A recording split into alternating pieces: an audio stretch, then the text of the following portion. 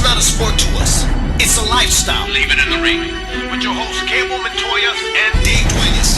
Leave it in the ring. Boss. It's just not a sport to us. Leave it in the ring. It's a lifestyle. It's a lifestyle. Leave it in the ring. It's just not a sport to us. It's a lifestyle. There you go.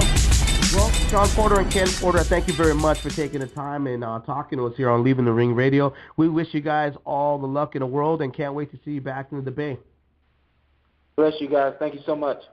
Good luck. You take care, brother. I'll probably see you guys up there in about a week, so take care, guys. Thanks. All right, thanks.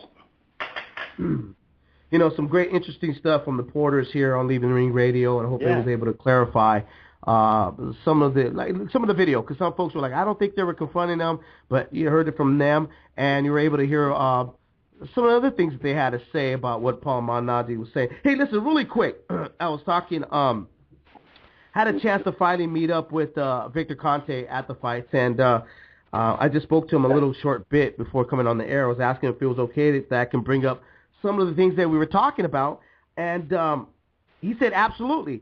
So just to make an announcement, I mean, I'm not sure if everybody knows about this. I know Robert Garcia put it out there that they were going to start taking the supplements from Victor Conte, start working along the side of Snac. And Victor Conte just clarified it with me that Robert Garcia has asked him to work with his elite fighters, which includes like Brandon Rios, Marcos Maidana, and Mikey Garcia. As soon as Mikey Garcia's legal issues are resolved, Mikey Garcia is going to be part of the program of Snac and Victor Conte. But, you know, what he has done so far, he's provided supplements to Robert's fighters, which he did in the past as well to Brandon and Mikey. But now he's been asked to do it with Rios and Marcos Maidana for the Mayweather fight.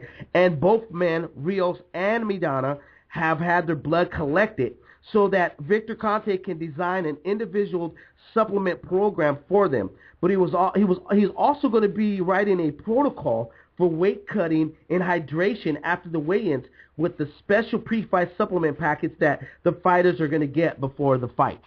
So there you go with Victor Conte and the Garcia camp, which is interesting. I've always found that fascinating, and the blood testing thing, and then kind of basically, I remember Tim talking about that on our first interview with him like years ago.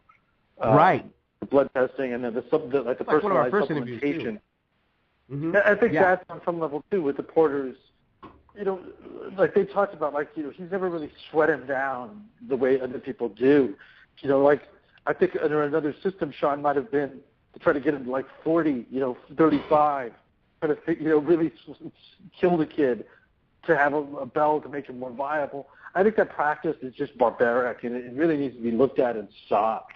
I mean, do we really buy it because there's those special guys that can transcend weight, and then there's everybody else. I don't think that everybody should be held to that same standard, and it's just wrong, man. The more and more I find out about nutrition and what these fighters go through through that dehydration period and starvation period, and then you're getting hit in the head. I mean, it doesn't make any sense.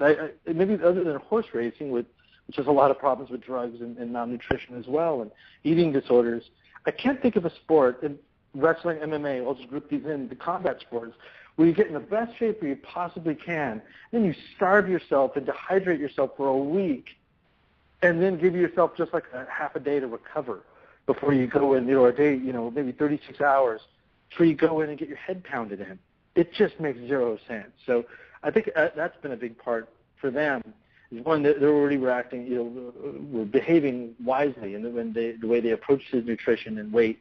But then on top of that, adding that supplementation, adding hydration, and all the different drills they do with Remy and the guys there.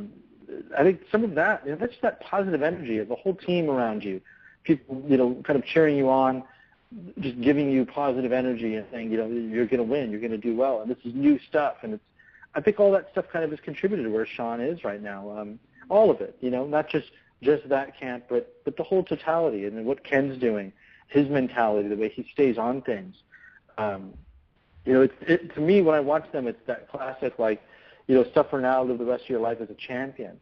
And they live like a couple of Spartans, and it's I don't know, it's really cool to watch.